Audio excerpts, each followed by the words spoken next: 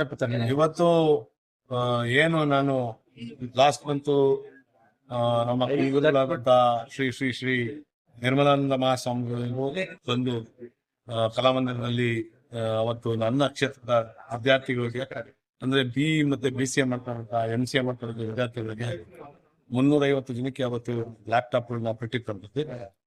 ಅವತ್ತು ಕೃಷಿ ಸಚಿವರಾದಂತ ಚಂದ್ರರಾಯಸ್ವಾಮಿ ಅವರನ್ನು ಆ ಕಾರ್ಯಕ್ರಮದಲ್ಲಿ ಭಾಗವಹಿಸಿದ್ರು.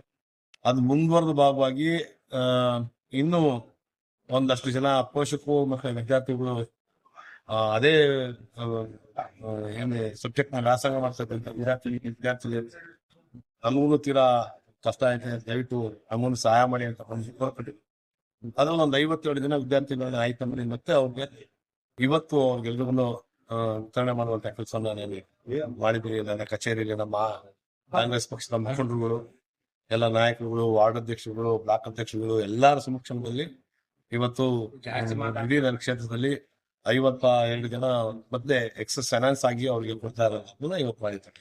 ಸರ್, ವಿದ್ಯಾರ್ಥಿಗಳು ಸಾರ್ಥಕತೆ ಆಗ್ಬೇಕು ಅಂತಂದ್ರೆ ಸರ್ ನೀವು ಅವ್ರ ಅನುಕೂಲಕ್ಕೋಸ್ಕರವಾಗಿ ಮಾಡಿದೀರಾ, ಅದು ಸಾರ್ಥಕತೆ ಬರ್ಬೇಕು ಅಂದ್ರೆ ವಿದ್ಯಾರ್ಥಿಗಳು ಏನ್ ಮಾಡ್ಬೇಕು ಸರ್?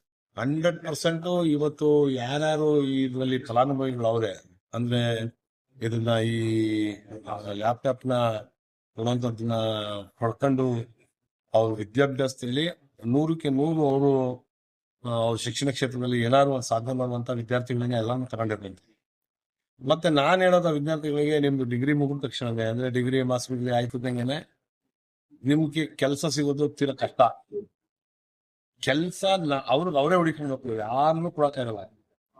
ವಿದ್ಯಾರ್ಥಿಗಳಿಗೆ ನಾನು ಹೇಳುವಂಥದ್ದು ಕಿವಿ ಮಾತ, ನಿಮ್ಗೆ ನೀವು ಮುಂದಿನ ಜೀವನವನ್ನ ಕಟ್ಕೊಳ್ಳೋದಿಕ್ಕೆ ನಿಮ್ಗೆ ಯಾವುದೇ ಕಾರಣಕ್ಕೂ ಮುಖ್ಯಮಂತ್ರಿಗಳಿಗೂ ಕೊಡ್ಸಕ್ಕಾಗಲ್ಲ, ಶಾಸಕನಿಗೂ ಕೊಡ್ಸಕ್ಕಾಗಲ್ಲ, ಮಂತ್ರಿನೂ ಕೊಡ್ಸಕ್ಕಾಗಲ್ಲ ಕೆಲಸ. ಇವತ್ತು ಆ ಪರಿಸ್ಥಿತಿ ಇವತ್ತು ಉದ್ಭವ ಆಗೈತೆ.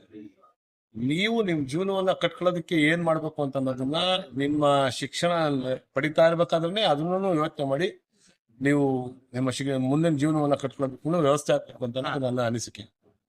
ಇವತ್ತು ಇಡೀ ಪ್ರಪಂಚದಾದ್ಯಂತ ಟೆಕ್ನಿಕಲಿ ಯಾರು ಸೌಂಡ್ ಆಗಿರ್ತಾರೆ ಅವ್ರು ಮಾತ್ರ ಸರ್ವೈವ್ ಆಗಕ್ಕೆ ಸಾಧ್ಯ ಈ ಭೂಮಂಡಲದಲ್ಲಿ ಮುಂದಿನ ದಿನಗಳಲ್ಲಿ.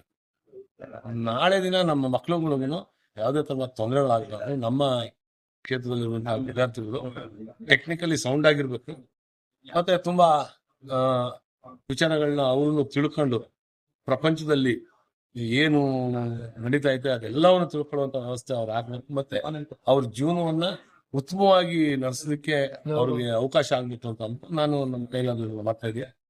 ಮತ್ತು ನಮ್ಮ ಸರ್ಕಾರನೂ ಸಹ ಶಿಕ್ಷಣಕ್ಕೆ ಹೆಚ್ಚು ಒತ್ತು ಕೊಡುವಂಥದ್ದು,